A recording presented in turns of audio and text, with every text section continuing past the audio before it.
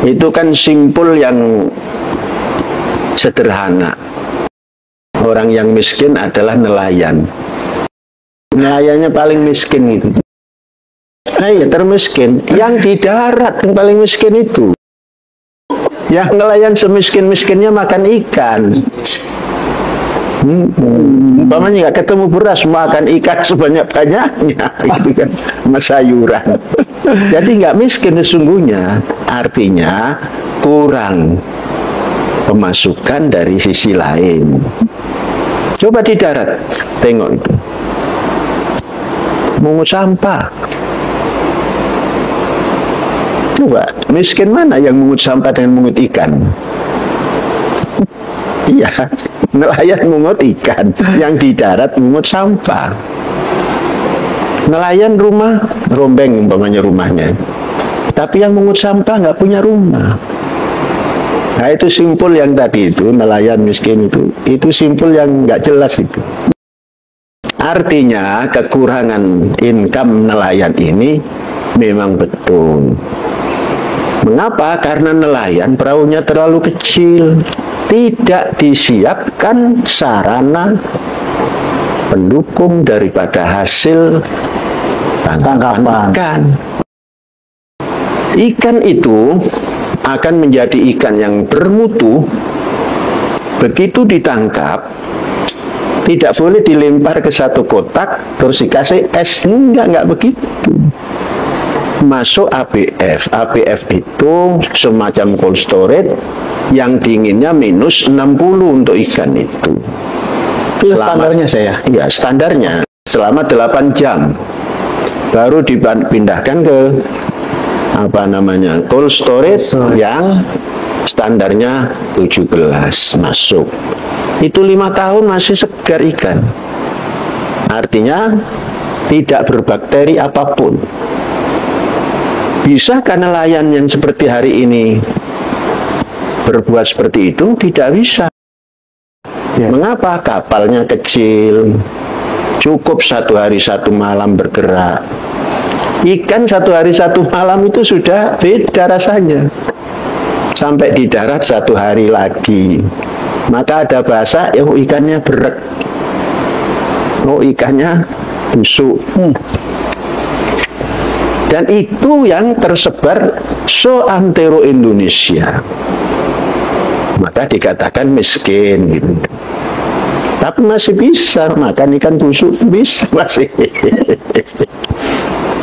Tapi untuk makan ikan yang begitu turun, dibelah, dikasih limau, dikasih kecap, dimakan, nggak ada yang berani ikan busuk. Kalau ikan yang hasil dari perahu seh itu yang di cold storage sana, set, kasih limau, kasih kecap, makan enak.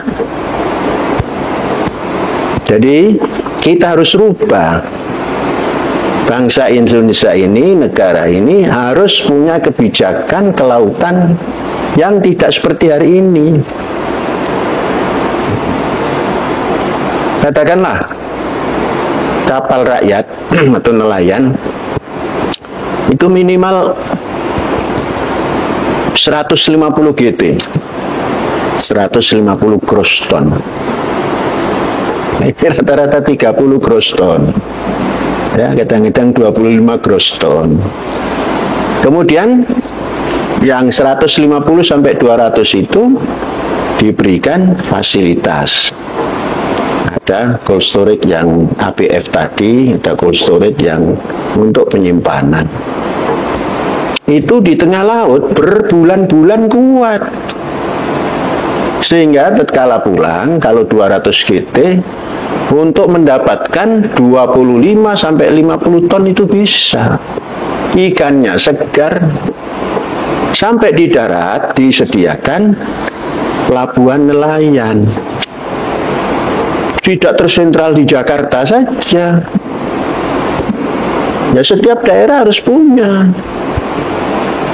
Daerah pesisir lah gitu. Sehingga nanti daerah-daerah itu punya income.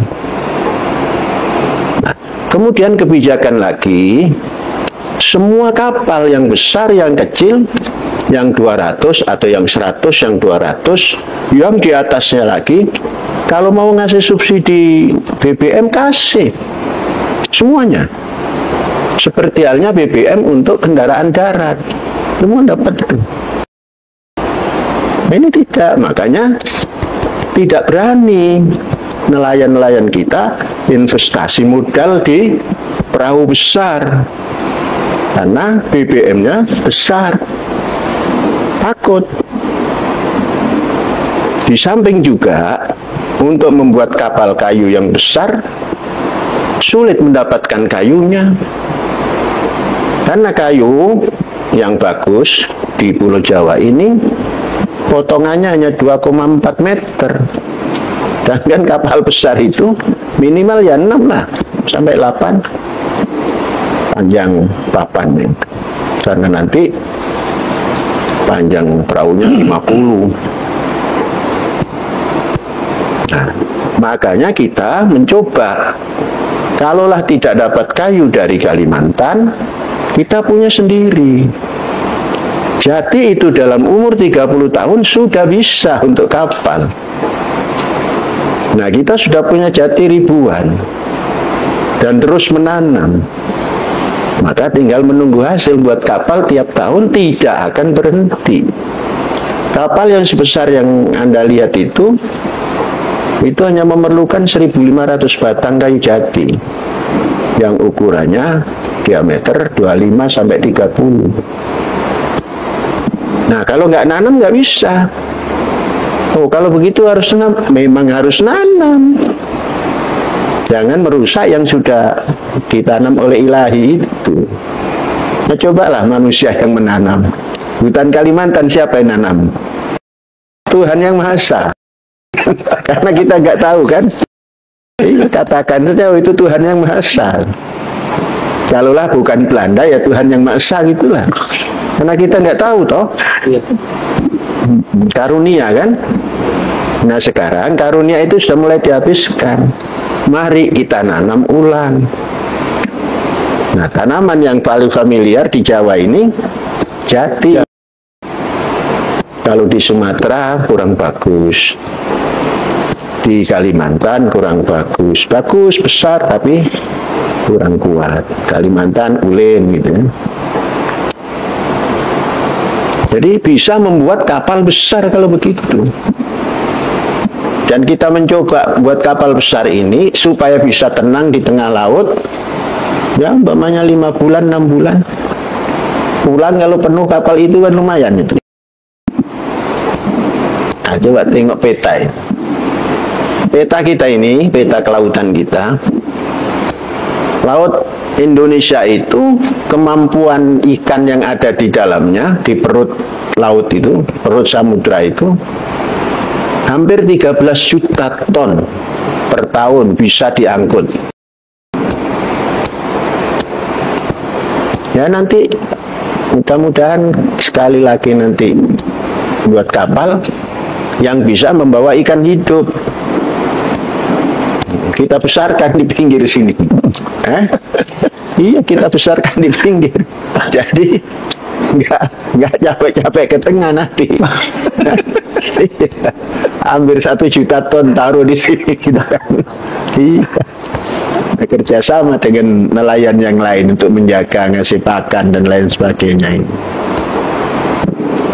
Dan ikan darat pun akan kita tanam. Kita punya lahan ada itu 200 hektar yang terendam air laut sudah puluhan tahun. nggak dimanfaatkan, maka nanti kita manfaatkan juga untuk membantu Indonesia supaya tidak kekurangan ikan.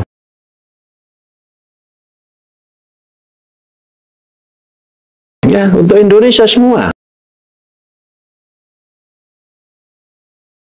Sering-sering untuk ekspor terus untuk Indonesia. Setiap kita berbuat ekonomi, kemana diekspornya? Nah, ini kan kurang memperhatikan bangsanya. Beras banyak, ikan banyak, tapi diekspor. Kemudian mengeluh kurang makan. Kemudian membeli ikan mahal, ikan ini katanya, ikan bagus. Padahal miliknya sendiri yang diambil orang, dijual lagi ke sini. Mengapa kurang pendidikan? Ya.